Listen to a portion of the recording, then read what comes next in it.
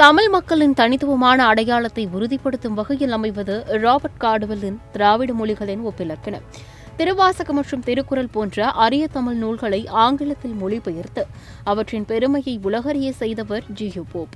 தங்கள் வாழ்க்கையின் பெரும்பகுதியை தமிழ் மொழி ஆய்வுக்காகவும் வளர்ச்சிக்காகவும் அர்ப்பணித்த தமிழ் அறிஞர்களை பள்ளிக்கல்வி கூட முடிக்காதவர்கள் எனவும், சனாதன கோட்பாட்டில் ஒற்றுமையுடன் வாழ்ந்து வந்த தமிழ் மக்களிடையே பிரித்தாளும் சூழ்ச்சியுடன் மதமாற்றம் செய்ய வந்தவர்கள் என்றும் பேசிய ஆளுநர் RN ரவி பெரும் சர்ச்சையில் சிக்கியுள்ளார். ஆளுநரின் கருத்துக்கு கடும் கண்டனங்கள் குவிந்து வரும் நிலையில் தமிழ்நாடு மாநில சிறுபான்மையினர் ஆணையத்தின் தலைவர் பீட்டர் அல்போன்ஸுடன் சத்தியம் டிஜிட்டல் குழு கலந்துரையாடியது. ஆளுநர் RN ரவி மாநில அரசு கூட தொடர்ந்து ஆரம்பத்துலேருந்தே மோதல் போக்கு கடைபிடிச்சிட்டே வராரு. ஒரு ஆளுநர் அப்படி இருக்கலாமா சார் மாநில அரசு கூட?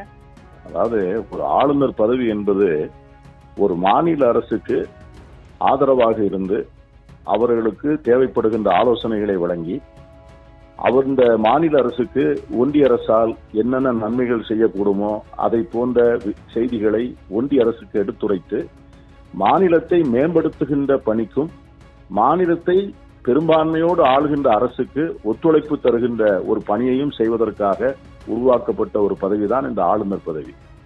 ஆனால் திரு ரவி அவர்கள் என்று ஆளுநராக பொறுப்பேற்றாரோ அந்த நாளிலிருந்து இந்த அரசுக்கு எவ்விதமெல்லாம் இடையூறு செய்வது, எந்த விதத்திலெல்லாம் இந்த அரசினுடைய செயல்பாடுகளை முடக்குவது, எந்த விதத்தில் இந்த அரசுக்கு கெட்ட பெயரை உண்டாக்குவதற்கான வழிவகைகளை தேடுவது என்பதை குறித்து அவர் தொடர்ந்து தன்னுடைய நடவடிக்கைகளை மேற்கொண்டிருக்கிறார். அது மட்டுமல்லாமல் மிகப்பெரிய ஆளுமைகள், வரலாற்றிலே தடம் பதித்த மிகப்பெரிய தலைவர்கள், தமிழ் சமூகம் கொண்டாடக்கூடிய மிகப்பெரிய ஆளுமைகள், அவர்களை பற்றி தப்பும் தவறுமான தகவல்களை தொடர்ந்து பரப்பி வருவதை வாடிக்கையாக கொண்டிருக்கிறார். இதன் மூலம் தன்னுடைய அறியாமையை வெளிப்படுத்துகிறார்.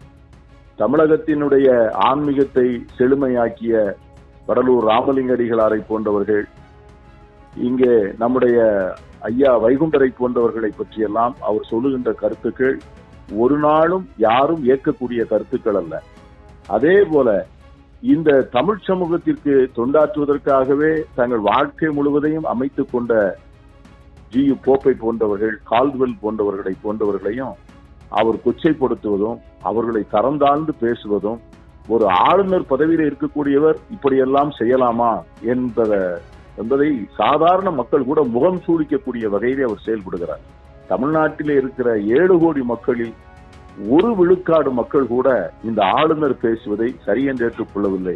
பாரதிய ஜனதா கட்சியினுடைய தலைவர் அண்ணாமலையே இந்த ஆளுநர் தேவைக்கு அதிகமாக பேசுகிறார் என்று பல நேரங்களிலே குறிப்பிட்டிருக்கிறார். ஆகவே அப்படிப்பட்ட ஒரு நடத்தையை வாடிக்கையாக கொண்டிருக்கின்ற இந்த ஆளுநரை விரைவில் ஒன்றிய அரசு திரும்ப பெற வேண்டும் என்பதுதான் நியாயமான கோரிக்கையாக இருக்க முடியும். ஒன்றிய அரசு அவரை திரும்ப பெற வேண்டும். திராவிட மொழிகளோட ஒப்பிலக்கணம் அதை கால்டுவெல் நமக்கு கொடுத்திருக்காரு. அதே மாதிரி ஜியு போப் திருக்குறள், திருவாசகம் இதெல்லாம் ஆங்கிலத்துல மொழிபெயர்த்து தமிழுக்கு மிகப்பெரிய தொண்டு ஆற்றியிருக்கிறார் என்பது எல்லாருமே அங்கீகரிக்கப்பட்ட ஒரு விஷயம். ஆனா அவங்கள பள்ளி படிப்பு கூட முடிக்காதவர்கள் அப்படின்னும் மதமாற்றம் செய்ய வந்தவங்க அப்படின்னு ஆளுநர் கொச்சைப்படுத்தி பேசியிருக்கிறார் இல்லையே சார், இதை எப்படி பாக்குறீங்க? அதாவது இதன் மூலமாக அவர் தனது அறியாமையை முழுமையாக வெளிப்படுத்தி இருக்கிறார். He is ignorant of history, he is ignorant of facts. அதாவது ஜியு போப் அவர்கள் ஆக்ஸ்போர்ட் பல்கலைக்கழகத்திலே பேராசிரியராக இருந்தவர். கால்டுவெல் அவர்கள் கிளாஸ்கோ பல்கலைக்கழகத்திலே படித்து பட்டதாரியானவர். உலகத்தினுடைய மிக புகழ்பெற்ற பல்கலைக்கழகங்கள் இந்த பல்கலைக்கழகங்களிலே பட்டங்கள் பெறுவதும் பேராசிரியராக பணியாற்றுவதும் மிகப்பெரிய அறிவுடைய சான்றோர்களுக்கு மட்டுமே வரக்கூடிய வாய்ப்பு. அத்தகைய வாய்ப்பை பெற்ற அந்த கற்றுணர்ந்த அந்த பெரியவர்கள் தமிழ்நாட்டை தேடி வந்து தமிழ் மொழி மீது காதல் கொண்டு தமிழ் மொழியை படித்து தமிழ் மொழியிலே இருக்கின்ற ஒப்பற்ற இலக்கியங்களுடைய ரசத்தையும் அதனுடைய ஆன்மீக வளத்தையும் உணர்ந்து திருவாசகத்தை மொழிபெயர்த்து ஜியு போப் அவர்கள் ஆங்கிலத்திலே தந்திருக்கவில்லை என்று சொன்னால், திருவாசகத்தை போன்ற ஒரு அருமையான நூல் தமிழ் சமூகத்தினுடைய கைகளில் இருப்பது மேலை நாட்டவருக்கு தெரிந்திருப்பதற்கான வாய்ப்பே இல்லை. மதம் மாற்றம் என்கிற உணர்விலே அவர்கள் செயல்பட்டிருப்பார்கள் என்று சொன்னால் திருவாசகத்தை அவர்கள் மொழிபெயர்த்திருக்க வேண்டிய அவசியம் இல்லை.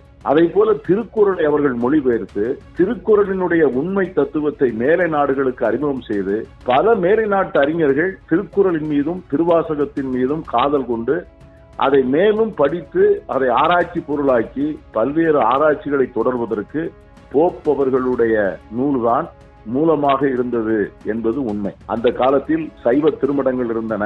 தமிழை வளர்ப்பதற்காக, சைவத்தை வளர்ப்பதற்காக இங்கே ஸ்தாபிக்கப்பட்ட திருமடங்கள், எந்த திருமடங்களும் இதை போன்ற நூல்களை, திருவாசகத்தையோ திருக்குறளையோ மொழிபெயர்த்து மேலை நாடுகளுக்கு அறிமுகப்படுத்த வேண்டும் என்கிற முயற்சியை எந்த திருமடங்களும் மேற்கொள்ளவில்லை. ஆகவே சைவ பெரியவர்கள், சைவ குறவர்கள், சைவ முனிவர்கள், அவர்களுக்கெல்லாம் ஒரு தோன்றாத ஒரு எண்ணம் போப் அவர்களுக்கு தோன்றுவித்து, இந்த அருமையான ஆன்மீக புதையல் தமிழகத்தோடு நின்றுவிடக்கூடாது, உலகமெங்கிலும் இருக்கின்ற மக்கள் இந்த திருவாசகத்தால் பயன்பட வேண்டும் என்பதை உணர்ந்து அதை மொழிபெயர்ப்பதற்காக அவர் எடுத்துள்ள சிரமங்கள் பல்வாறுமான சிரமங்கள். அவ்வளவு சிரமங்களுக்கு இடையிலே அதை மொழிபெயர்த்ததோடு மட்டுமல்லாமல் திருக்குறளையும் மொழிபெயர்த்து மேலை நாடுகளுக்கு அறிமுகம் செய்தார். கால்டுவெல் மீது ஏன் நம்முடைய ஆளுநருக்கு இவ்வளவு கோபம் வருகிறது என்று சொன்னால், சமஸ்கிருதத்திற்கு முந்திய தொன்மையுள்ள மொழி குடும்பம் தமிழ் மொழியை குடும்பம், அந்த திராவிட மொழி குடும்பம் என்பதை உலகுக்கு உணர்த்தியவர் கால்டுவெல். திராவிட மொழிகள் சமஸ்கிருதத்தை சார்ந்து தோன்றிய மொழிகள் என்று இருந்த கருத்தாக்கத்தை அவர் உடைத்தெறிந்து, திராவிட மொழி குடும்பம் சமஸ்கிருத மொழி குடும்பத்திற்கு சம்பந்தம் இல்லாதது, இது சமஸ்கிருதத்திற்கு முந்தியது, சமஸ்கிருதத்தை விட அதிக இலக்கண செழுமையும் இலக்கிய செழுமையும் கொண்டது என்பதை உலகுக்கு நிரூபிக்கின்ற வகையிலே அந்த ஒப்பிலக்கணத்தை வடித்து தந்த பெருமை கால்டுவெல்லுக்கு உண்டு. பொதுவாக ஒரு மொழியை படிக்க வேண்டும் என்று சொன்னால் இலக்கியத்தை எல்லோரும் படித்து விடுவார். கவிதையாகவோ நாடகமாகவோ உரைநடையாகவோ புதினமாகவோ படைக்க விடுவார். ஆனால் இலக்கணத்தினுடைய தொன்மையான கூறுகளை உள்ளாய்ந்து அந்த இலக்கண வரம்புக்குள்ளே இருக்கின்ற மிக ஆழமான பகுதிகளை ஒப்பிட்டு பார்த்து ஒப்பிலக்கணம் வடிப்பது என்பது சாதாரணமாக யாருக்கும் வாய்க்கக்கூடிய ஒரு கலை அல்ல. அதை அவர்கள் மிகுந்த தயாரிப்புடன் தயார் செய்து அந்த நூலை படைத்து திராவிட மொழி குடும்பத்தினுடைய தொன்மையை, சமஸ்கிருதம் அன்றி திராவிட மொழி எல்லா வகையிலும் பல்வேறு வகையிலே சிறந்த மொழி என்பதை உலகுக்கு நிரூபித்த காரணத்தினால்தான் இன்று நம்முடைய ஆளுநர் அவர்களுக்கு கோபம் வருகிறது. அதைத்தான் பேசுகிறார். அதை பேசுகின்ற போது என்ன சொல்லுகிறார்? நம்முடைய ஐயா வைகுண்டர் அவர்களை சனாதானி என்று சொல்லுகிறார். இன்னைக்கு அவர்கள் ஐயா வைகுண்டருடைய வரலாற்றை தெரிந்தவர்கள், அவர்கள் இதற்காக இந்த வர்ணாசல சாதிய பிளவுகளின் காரணமாக இந்த சமூகம் பட்ட அழுக்கை துடைப்பதற்காக ஐயா வைகுண்டர் அவர்கள் எவ்வளவு பெரிய ஒரு ஆன்மீக புரட்சியை நடத்தினார் என்பதை ஊர் அறியும், உலகறியும், வரலாற்று ஆய்வாளர்கள் அறிவார்கள். தாழ கிடந்தவர்களை தலைநிமிர வைப்பதுதான் தர்மம் என்று பாடியவர்கள் அவர். அதே போல வடலூர் ராமலிங்க அடிகளார் அவர்கள் சாதிகளுக்கு, சமயங்களுக்கு, இதை போன்ற வீண் வேடிக்கை வினோதங்களுக்கெல்லாம் எதிராக ஒரு சத்குருவாக இருந்து ஒரு புதிய ஒரு தர்ம சிந்தனையை இந்த மண்ணிலே வளர்த்த பெருமை உடையவர் வடலூர் ராமலிங்க அடிகளார். இவர்களையெல்லாம் சனாதனி என்று சொல்லுகின்ற ஆளுநரை தெரிந்து சொல்லுகிறாரா அல்லது தெரியாமல் சொல்லுகிறாரா, வேண்டுமென்றே சொல்லுகிறாரா, விதர்ப்பமாக சொல்லுகிறாரா, மக்கள் மத்தியிலே குழப்பத்தை உண்டாக்குவதற்காக சொல்லுகிறாரா என்று நமக்கு புரியவில்லை. பொதுவாக ஆளுநர் போன்ற ஒரு பெரிய பொறுப்பிலே இருக்கின்றவர்கள் ஒரு கருத்தை சொல்லுகின்ற போது உண்மை தெரிந்து அதனுடைய முழு விவரமும் தெரிந்து பேசுவதுதான் அவர்கள் வகிக்கின்ற பதவிக்கு அழகு. ஏனென்றால் அவர்கள் சொல்லுகின்ற வார்த்தைகளை பல்வேறு மக்கள் படிப்பார்கள். இந்த மாநிலத்தின் ஆளுநர் பேசுகின்ற போது அந்த கருத்தில் என்ன இருக்கிறது என்பதை உற்று பார்க்கின்ற வாய்ப்பு பொதுமக்களுக்கு உண்டு.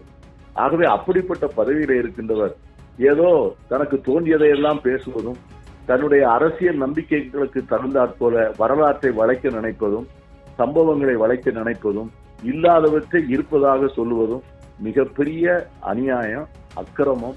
இதை ஏற்றுக்கொள்ள முடியாது. மிக கல்வி கற்ற சான்றாளர்களை அவர் 10வது வகுப்பு கூட தாண்டாதவர்கள் என்று சொல்லுவது, அதற்காக ஆளுநர் அவர்கள் பகிரங்கமாக மன்னிப்பு கேட்க வேண்டும். பிறப்பால ஏற்றத்தாழ்வு இருக்கு அப்படின்றதுதான் சனாதனத்தோட முக்கியமான கோட்பாடு, அடிப்படை. ஆனா ஆளுநர் என்ன சொல்லியிருக்காருன்னா, சனாதன கோட்பாடுல எல்லாரும் ஒற்றுமையா வாழ்ந்து வந்ததாகவும், ஜியு போப், கால்டுவெல் மாதிரியான கிறிஸ்தவ அறிஞர்கள் பிரித்தாளும் சூழ்ச்சி பண்ணாங்க அப்படின்ற மாதிரியான கருத்துக்களையும் முன் வச்சிருக்காரு. இது எப்படி சார் பாக்குறீங்க? அதாவது நம்முடைய பிறப்போக்கும் எல்லா உயிர்க்கும் என்பதுதான் தமிழ் சமூகத்தினுடைய சித்தாந்தம். ஆனால் பிறப்பில் வேறுபாடு உண்டு, பிறப்பில் ஏற்றத்தாழ்வு உண்டு என்பதுதான் அதுதான் சமஸ்கிருத மரபு. ஆனால் அந்த சமஸ்கிருத மரபைத்தான் இன்று சனாதனம் என்று சொல்கிறோம். ஆனால் ஆளுநர் சனாதனத்திற்கு இந்து மதம் என்று வேறு விளக்கம் கொடுக்கிறார். இந்து மதம் என்பது வேறு, சனாதனம் என்பது வேறு. வர்ணாசிர தர்மத்தையும் பிறப்பில் ஏற்றத்தாழ்வுகளையும் இன்னாருக்கு இன்ன நியமம் என்று எழுதி வைத்திருப்பதையும் ஒரு மனிதனுடைய வாழ்க்கையை அவனுடைய திறமைகளோ உழைப்போ அவனுடைய அர்ப்பணிப்போ நிர்ணயிக்க முடியாது, அவன் பிறப்பு மட்டும்தான் நிர்ணயிக்கும் என்று கொண்டாடுகின்ற அந்த மரபைத்தான் சனாதனம் என்று நாம் சொல்லுகிறோம். அந்த சனாதனத்தை பற்றிய புது விளக்கத்தை கொடுக்கின்ற ஆளுநர் தமிழ் சமூகம் கொண்டாடுகின்ற அந்த போற்றி பாதுகாக்கின்ற பிறப்போக்கும் எல்லா உயிர்க்கும் என்கிற அந்த மரபை பகிரங்கமாக மறுப்பதோடு மட்டுமல்லாமல் அதை மறைக்கவும் முயற்சிக்கிறார். திருவள்ளுவரோ வடலூர் ராமலிங்க அடிகளோ ஐயா வைகுண்டரோ இந்த பிறப்போக்கும் எல்லா உயிர்க்கும் என்கிற தத்துவத்திலே ஊறி தழைத்தவர்கள். மனிதனுடைய பிறப்பால் ஏற்ற தாழ்வு இல்லை, அனைவருக்கும் பேதமில்லா பெருவாழ்வு, எந்த மனிதர்களுக்கும் பேதத்தின் அடிப்படையில் இல்லாமல் எல்லோரும் பெருவாழ்வு வாழ்வதற்கான வாய்ப்பு கொடுக்கப்பட வேண்டும் என்பதுதான் அவருடைய சித்தாந்தம். ஆகவே அந்த வகையிலே இதை போன்ற தத்துவங்களினுடைய உண்மையை உணராமல் தான் எல்லாம் தெரிந்தவன் போல் என்று பேசுவதும், தன்னுடைய அதிமேதாவித்தனத்தை காண்பிப்பதற்காக சான்றோர்களை சிறுமைப்படுத்துவதும் நம்முடைய ஆளுநர் அவர்களுக்கு வாடிக்கையான ஒன்று, வழக்கமான ஒன்று. மதம், கட்சி, அரசியல் மற்றும் கொள்கை சார்ந்த முடிவுகள் அல்லது கருத்துக்களை ஆளுநர் தொடர்ச்சியா பகிரங்கமா பதிவு செஞ்சுட்டே வராரு. இப்படி செயல்படுற ஒரு ஆளுநர் மேல மத்திய அரசு எந்த மாதிரியான நடவடிக்கை எடுக்கணும்னு நீங்க சொல்றீங்க?